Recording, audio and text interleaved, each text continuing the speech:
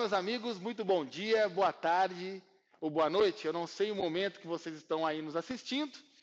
Meu nome é Everton Leandro, um dos professores de Direito Civil, aqui diretamente dos estúdios da Faculdade Católica Rainha da Paz. E o desafio de hoje do Minuto Jurídico é sobre parentesco e filiação. Tal dúvida nos surgiu nos corredores da faculdade, quando um aluno me abordava e perguntava: professor, eu tenho primo de primeiro grau ou não? É claro, cotidianamente falando, nós temos vários primos próximos, né? E perante a nossa legislação civil, existe essa figura do primo de primeiro grau? Vamos lá? Para o quadro comigo agora? Quem são os parentes no nosso ordenamento jurídico? Lá do artigo 1593, ele é claro a nos dizer que é o parentesco natural ou civil, conforme resulte de consanguinidade ou outra origem. Veja bem, volta para mim aqui. O parentesco civil é aquele que não tem os laços da consanguinidade, advindo da adoção, da inseminação artificial, da paternidade socioafetiva, tópico muito interessante que ficará para um outro momento, uma outra aula do nosso Minuto Jurídico, né? Então, para que isso ocorra, melhor entender, nós temos o conceituar, então, aí a filiação. O que vem a ser filiação? Vamos lá para o quadro? É relação de parentesco consanguíneo, como nós já falamos, advindo dos laços da consanguinidade, laços de sangue, em primeiro grau, em linha reta, que ligam uma pessoa àquelas que a geraram, ou a receberam, como se tivesse gerado. Aqui de novo, bom, quando eu falo em linha reta, é necessário eu explicar para vocês que nós temos as linhas retas, as linhas colaterais ou transversais. Né? Então, linha reta descendente, tudo que eu tenho para baixo aqui até o infinito. Né? Ou seja, filho, neto, bisneto, tataraneto e assim por diante. Na linha reta ascendente, eu tenho pai, avô, bisavô, trisavô ou tataravô e assim por diante. Até o infinito é meu parente na linha reta ad infinito. Bom, e na linha colateral ou transversal? Eu preciso entender, então, o que é um parente colateral. Um parente que está na linha colateral. Vamos lá voltar para o quadro? Eu tenho ali, então, antes de mais nada, a pergunta que sempre nos fazem. Cônjuge é parente? Volta para mim aqui. Cônjuge é parente? A doutrina também discorre tanto e, às vezes, muitos confundem, né? Se fosse parente, nós teríamos que saber o grau de parentesco justamente para verificar se poderia ou não ter ocorrido um casamento válido, né? Um casamento sem impedimento. Então, cônjuge é cônjuge, cônjuge não é parente. Voltamos lá para o quadro? Nós temos, então, a figura do companheiro, que se equivale aí à do cônjuge, né, com algumas diferenças aí no direito civil, mas para esse aspecto não há diferença, o companheiro também não é parente. Nós temos o parentesco natural, então, o que vem a ser o parentesco natural? Parentesco natural é aquele que descende do mesmo tronco ancestral ligado pela consanguinidade. Aqui, de novo, vejam bem, descendem do mesmo tronco ancestral. Vamos utilizar o desenho no quadro? Qual é o tronco ancestral? A figura, eu estou aqui. O tronco ancestral, vamos pegar bem aqui em cima, meu trisavô ou tataravô. Tudo que descende dele, ele é o meu tronco ancestral. Todos nós somos parentes. Nós temos os parentes em linha reta e temos os parentes na linha colateral ou na linha transversal. Ok? Então, as duas diferenciações de linha para que nós entendamos, então, esse problema. Outra situação, voltamos lá. O parentesco civil, nós já mencionamos anteriormente, não possui os laços da consanguinidade, não possui laços de sangue.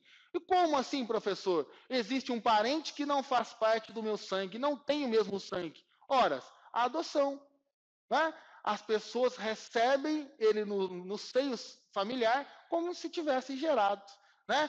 Filho é filho independente de qualquer coisa, e não pode ser discriminado por hipótese alguma. Inclusive, volta lá para o quadro, nós temos o artigo 227 no parágrafo 6º, é uma norma essencial, proíbe qualquer tipo de discriminação entre os filhos, tanto o filho consanguíneo, como o filho de uma adoção, ele tem os mesmos direitos, tanto no direito de família, como direitos sucessórios, né? Não pode haver discriminação. É uma norma essencial da nossa própria Constituição Federal.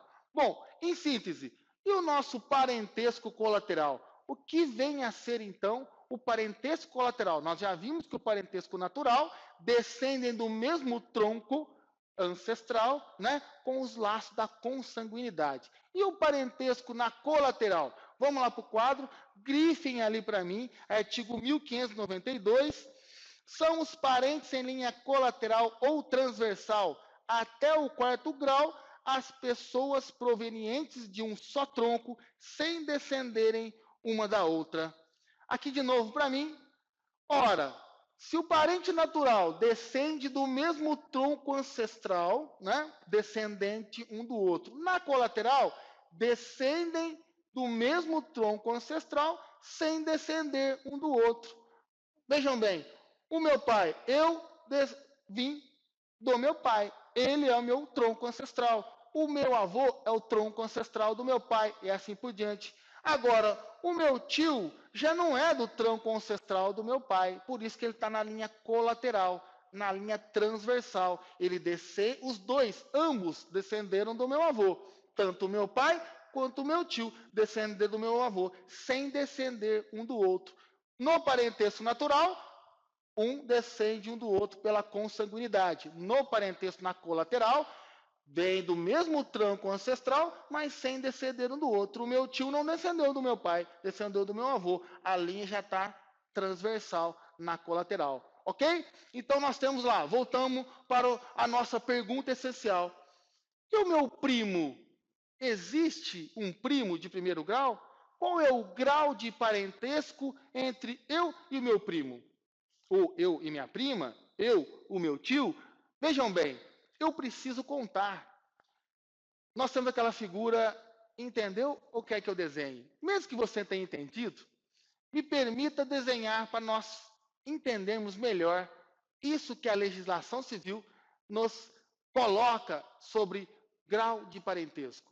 Vamos lá, artigo 1594. Vamos no quadro novamente. Olha o conceito do nosso Código Civil. Conta-se na linha reta os graus de parentesco pelo número de gerações. Aqui para mim, novamente, número de gerações. Eu tenho aqui 1 geração, 2 gerações, 3 gerações, 4 gerações. Cada linha dessa é uma geração.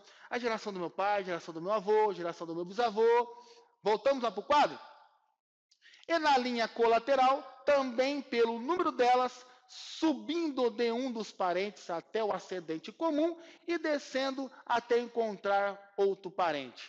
Aqui para mim, então nós temos que focar qual é o parente que nós temos que encontrar. E contar no nosso quadro aqui com o desenho que eu fiz, de acordo com o artigo 1594. Vamos lá? Então no quadro aqui comigo, eu quero saber qual é o grau de parentesco entre o meu primo, filho do meu tio, respeitando o que a lei no artigo 1594 fala para a gente.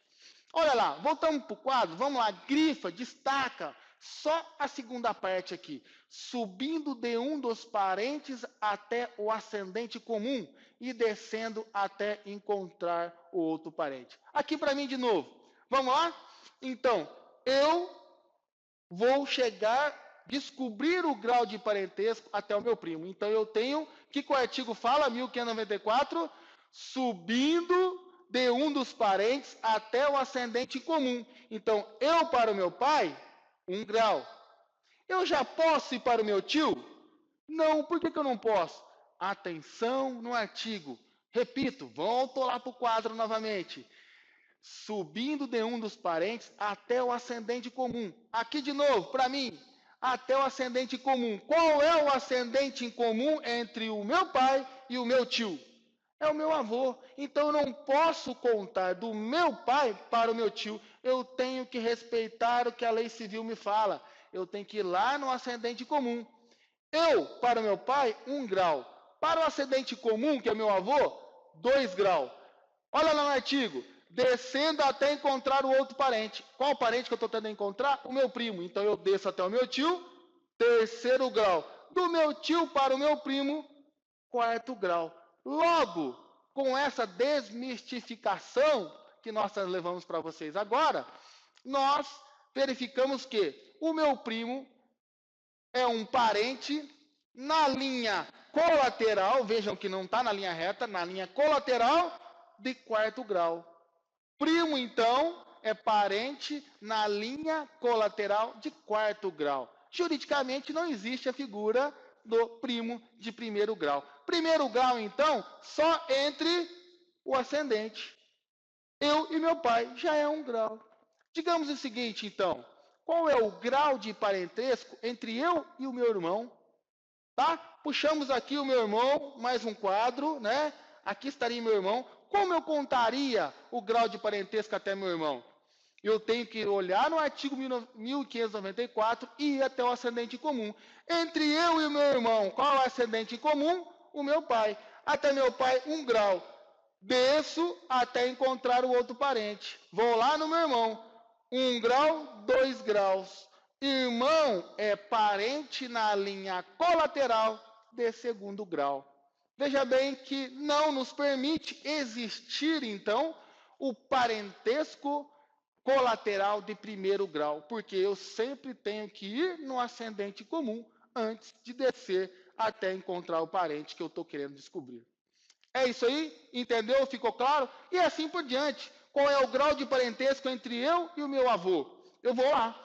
Eu até meu pai, 1 grau. Até meu avô, 2 graus. Até meu bisavô, 3 graus. O meu bisavô é meu parente na linha reta, não é na transversal, reta de 3º grau. Tá? Entre eu e o meu tio, qual é o grau de parentesco? Eu até meu pai, 1 grau. Eu não posso vir aqui porque a lei fala que eu tenho que ir no ascendente comum. Então, 1 grau, 2 graus para o meu avô, é o parentesco, o ascendente em comum entre meu pai e o meu tio.